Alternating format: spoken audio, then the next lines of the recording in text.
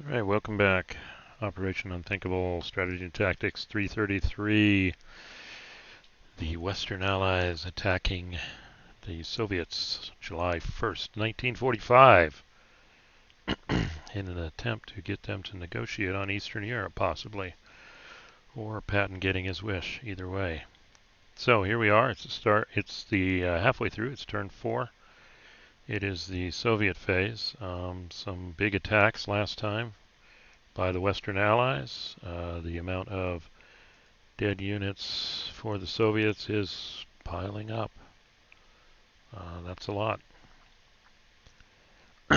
So, what are the Soviets going to do? Looks like going to have to fall back here. They had some units trapped here and destroyed. This one's in danger of being trapped also. So, looks like general withdrawal, but there may be opportunities for short, sharp counterattacks on the way out. Germans are driving. This unit's probably going to have to be pulled over here. This is an interesting unit. We could, well, we've got 2 artillery units here, so we definitely want to do a counterattack, but then the other side of that problem is they only have a range of 3, so they may be too close to the front, and next turn they may be attacked themselves, so going to have to figure that out. This area, no attacking really, it's probably just screening. We'll see. And then here, yeah, the Allies have done some counterattacks, the Poles, etc., but they do have 2 solid counterattack strats. Probably going to have to get this one out of here, this one here. This one is a potential target, and we do have an artillery unit we could pull over. I just like it because you can surround it, and there's Zocs all around, so they'll lose a step for retreating through it. Another potential counterattack is maybe here, although you know that's a lot. They're in supply, so if there's enough units, if they could do a first attack here, move this guy out, and then second attack around these all, and we'd have to pull this artillery unit over and off the defense here. But ironically, this seems to be the securest part of the Russian line right now. And you can see that with the Allies not concentrating as much force. I did mention, and this is a big danger here, missed this. This are the Poles here set to go off to the races. So we're going to have to screen here too. So the first decision is attack then move, or move and then attack. Based on my discussion here, it's going to be move, then maybe a few limited counterattacks.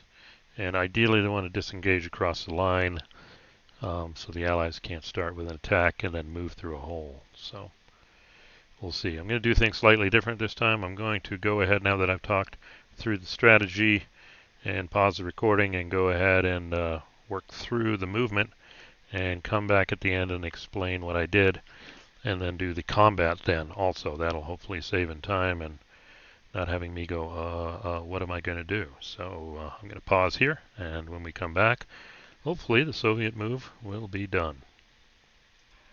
All right, back again. Finished the Soviet move here. Let's take a look at what happened. I did look at this and think, oh, I could counterattack here, here, and here, but the units just aren't here. So they have gone completely defensive here. This unit trying to extricate was trapped here, is able to pull out here at least. And then we were screening the Germans with some infantry, some just-in-time reinforcements. And by being 1 hex away, that means they can't do combat first and then have a hole.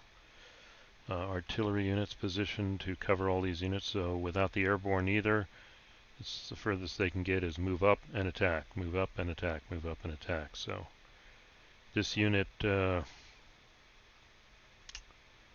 I talk about it, but if they got lucky and killed that unit, then they're going to be killing artillery. Oh, let's see, but it's just, this is a frontline unit too. So let's just move him here. So it's, okay, so that means if they do kill this unit, we still got a line of Zoc, and these guys will hit them. This is a mess trying to extricate this unit that was trapped over here. So he's crossed. We're covering his flanks because all they have to do is get around them if they were uncovered, and they'd trap them again. On the off chance they strategic bomb and attack here, we've got this guy as a reserve. May have to rethink that. And then the line came off this river now, and they've moved up to this river. So we're getting a general withdrawal here. Shouldn't have crossed the river there and threatened, but this one I'm worried about. Put this guy here, but I did need to back him up in case they did go for an attack and move and decide just to attack this guy and open a hole. Then they can go anywhere. Now, they can't. Even if they succeed here, all Zocs are covered. One of the this guy is extricating him. That's as far as he can go. But we do want to take a shot at attacking here. Moved an artillery unit in range. I think we're going to get 2 to 1. 3 to 1 with the shift. I'll calculate it in a second. So one artillery unit there. Then these units pull off the line. Got some reinforcements coming up here. And then a big attack here. A lot of units here. A lot of units here. A lot of units here. I'm thinking I'll use 2 of these units to try and chop this guy off, surround him. The only advantage is if they retreat, they lose a step. American units, Western Allies, are not halved in defense.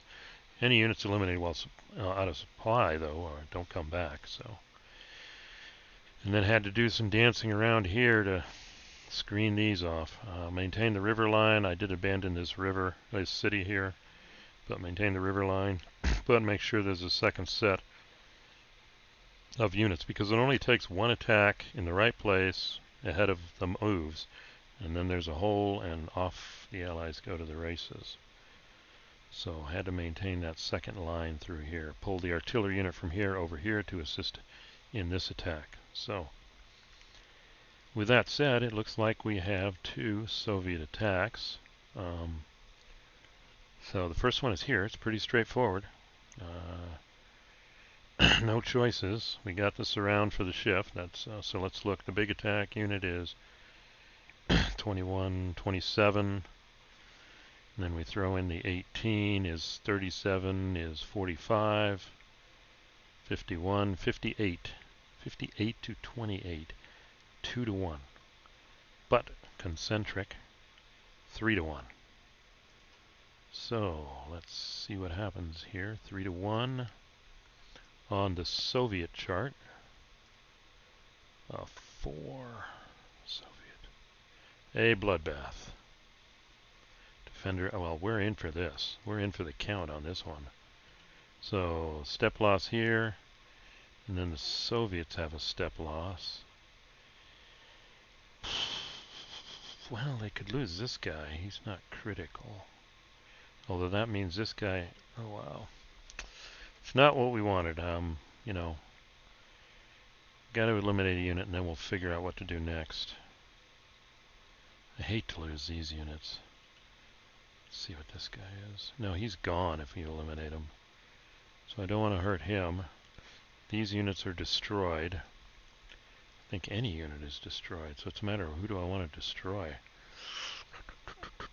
It would be this guy, but then we've got a problem of, are we maintaining our lines? Let's see. Bloodbath rules. Only one friendly step, or retreat all defending units to a friendly supply source. Both sides lose 1 step. Okay, let's check. So we still stuck with, who did the Soviets lose on? Unfortunately, I'm stuck with this guy. Not my first choice, but off he goes. Alright, so both sides have lost. The attacking player may eliminate another friendly step, and then they have to lose a step or retreat, which will cause a loss of step.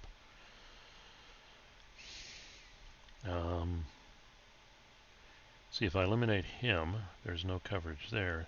So I would have to eliminate one of these mech units to force him to retreat, to lose another step. And he would lose a 6, I'd probably use a 12, 14. Or I could just stay here. Yeah, well, those are my choices. Lose one of these infantry units, which then makes these guys easy to cut off. These guys will swoop here, and these guys will swoop here. They'll be trapped, so these guys will be destroyed. Or eliminate this guy, and then he'll just retreat and no effect. So that was exciting. Let's move on to the next attack. At least we caused some losses, but then we had losses of our own. So what's the goal here? Let's see what I got. Got 19. A lot of math here. 22, that's 19, 29, 39, 41, 47. And I'll pull this in, that's 57, 65, 65 to 16. That's 4 to 1. Really? Yeah, 65 to 16 is 4 to 1. Let's see, I'm just kind of... Yep, and we're going to have a concentric. That's 5 to 1. 56, so I could send all these units on this guy. Just want to make him move. 22, 27 to 4 is 6 to 1. 6 to 1. 6 times 4 is 24. 6 to 1. So let's look. Oh, but I can't use all these units. I have to leave one out to do this. So it's going to be 22 to 4. It's going to be 5 to 1. This guy will take that to 6 to 1. 61, but that won't be enough. Anyway, I've got to leave this guy out for the attack to get concentric. So we have a 5 to 1. Soviet chart. Dang it. Can't you roll better than that? Oh, yay. No. Oh, no. Oh, DR. Look at that. Because we're using the Soviet chart. DR. But that's good enough. Retreat towards a supply source. You can go here or here. He'll go here. I don't really want to advance after combat, because that would expose me, potentially. If I advance after combat, let's see. Yeah, I'd have to go as the whole stack. Well, I'd have to go as these two. And what would be the benefit of that? I don't know. It takes away that as a retreat spot, and they have to go there.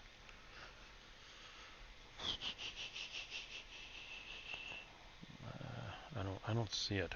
I just don't see it. I've got what I want with the DR. So we're going to go ahead and do this attack now. We're going to throw the 5 in, so we get to 60 something, but it's 4 to 1. 32 and 32 is 64. We had 65. That's 4 to 1, and it's 5 to 1 concentric. So let's see what happens. 5 to 1. Roll low. 3, not bad. 5 to 1 concentric. DE. Okay, let's make sure we understand Defender eliminated. All involved 1 step, then reduce all 2-step units. Surviving units do not retreat. Alright. Are there any 1 steps in here? Yep, here eliminated. That's here. And you are step lost. Okay. Like that result. Stuck your nose out too far, just got a bloody nose there. Alright, great. And we are at 13 minutes. That's a bit more reasonable than watching me do all my moves. There are no other attacks, so I'm going to stop the move. That's nice. That wasn't as great as I wanted. Okay, so let's go to the sequence of play here. Soviet reinforcement phase. They roll the dice, add 1, plus the turn, which is 5. They're going to add 5. 6. Oh well. That's okay. Gonna draw 6. And that should be my 6. Interesting how they appeared. Let's put them down here. Okay, let's see if I can do a unmask. And let's see what we got. More infantry. Yeah, more infantry. Wow. All right, where are we going to feed the reinforcements? Well, we'll put 2 there. Let's make stacks of 2 here. That's a 5-4. 2 5-4s. That's weak. All right, let's Berlin. Oh, that's right. They got to come this way.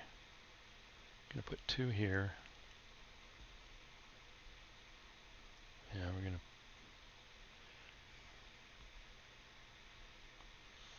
I maybe get to the point where we're worried about the Germans, but they're too far away to really matter. Okay, let's do that. Let's see. We'll go here. Okay, and I did want to make sure of one thing, that the units were properly out of retreat here. Hold on a second. Alright, I think that's the Soviet stuff. Then we've got the Western Allies. Oh, this guy comes back. So let's see, where's he going to go? He's British, got to appear on the Western map edge. Let's see what's over here. Well, here's a nice road. Let's do that. Oh, nice. We also have a reduced strength US unit. You know, along this map edge, I think that's the only place. It could appear over here. 1, 2, 3, 4, 5. He can get here, though. We'll just do them both there. Okay. Now let's look at the Allied dead pool. See if we have to roll for it. Yeah, we do. Okay, so this guy. Okay, this guy. I'll check. I think the Germans come back. But this guy doesn't. Because he was out of supply when the attack occurred. Okay, that's important here. Let's take a look at that just to prove my... Yep, because of that spoiling attack pushing this guy off, they were cut off, and when he was destroyed, cut off. That's a permanent right there. So that's good. So looking back at the dead pool, I have to roll. I'll make sure the Germans, well, let me see if the Germans do this. Okay, looking at the rule just to make sure. These are the only units that can't recycle. Soviet units, which we already know, they don't come back, and specific Allied units. Any type eliminated while out of supply, Allied 1st Airborne, which means we lost that guy. That was a 16-16 we lost. Any units of the Polish 2nd Corps. Oops. So the Germans come back. So I think I just roll a die for them. Let's see. Pick 1 for each eligible unit, roll 1d6, plus 1 if it belongs to the UK Army group. Okay, the Germans belong to that technically, so I'm going to add 1. Alright, so let's see. 5 turns into the future, which effectively takes them 5 and 4 is 9. They are off the game. So they're probably not coming back. Okay, oops, let me get this right there. And this guy was eliminated while whatever, and I think I just deleted the airborne, the 16-16 airborne corps. Alright, so I think that brings us to the end of the turn. Look at this real quick, so we can get in a reasonable amount of time. Yeah, that's it. That's the end of the turn. So I'll make sure any move markers are cleared, and I'll set us up for the next turn. So it looks like the Soviets, except in limited spots, are going on the defensive. The Allied strategy of killing as many units as possible could start paying off at some point in the near future, and then they can get off the board. So it's kind of a balance between Allied killing off units, Soviets giving ground, and getting reinforcements. And I guess taking opportunities to attack, although those may start tapering off as the Soviet losses go further. I would draw attention to BGG. There is some complaints about play balance in the sense that all the Soviets need to do is fall back. I think I mentioned this, and just throw in units, and it's almost impossible for the Allies to make it. with that kind of full defense. So there were two optional rules, two optional types of attacks called a probing attack and a momentum attack. And basically what that says is when I do an attack, I could do a probing attack. And for example, let's say I took this guy and I said, let's do a probing attack. And that means I'm not really attacking any units. It just means in the combat phase I'm allowed to probe into this hex. Now, what makes this better? Maybe a better example. Yeah, let's move this guy here and I'll show you what I mean. I'm going to move him back though. But what would happen is this unit would say, it's the combat phase, I'm doing a probing attack, allows me to move in the combat phase into a zone of control. And then the next attack you have is called a momentum attack, which means I can follow up a victorious attack with a follow-on attack, just one. Or I could follow up a probing attack with a following attack. So as this was a probing attack, I could move here, and then I could do my momentum attack and conceivably end up here at the end of the turn. You can see where this begins to make lines a little harder to hold. I'll decide a little later if I want to do that. But looking at the current setup here, yeah, the probing attack would help me here. It would allow me to surround this guy. Well, but then I couldn't do it in coordination with these other units. Momentum attack can only occur from one hex. So I think it's more to get behind and then attack the line behind. But if you maintain a 2-hex spread, you can maybe circumvent that. So in the end, the real problem for the Soviets is how fast they lose units, trade ground, and get reinforcements. I think that's what it boils down to. And then for the Allies, yeah, well, and then limited counterattacks too. All right, so that I think wraps it up. We're at 21 minutes because I kept talking, but in the future I'll continue this, discuss the movement strategy, then do it offline, and then show you the results in the attack, and I think that'll make this go a little faster than it has been before because of so many units and rather big maps. So thanks for listening. If you liked it, please click like, comments, and subscribe if you want to be notified for the next video. Thanks again.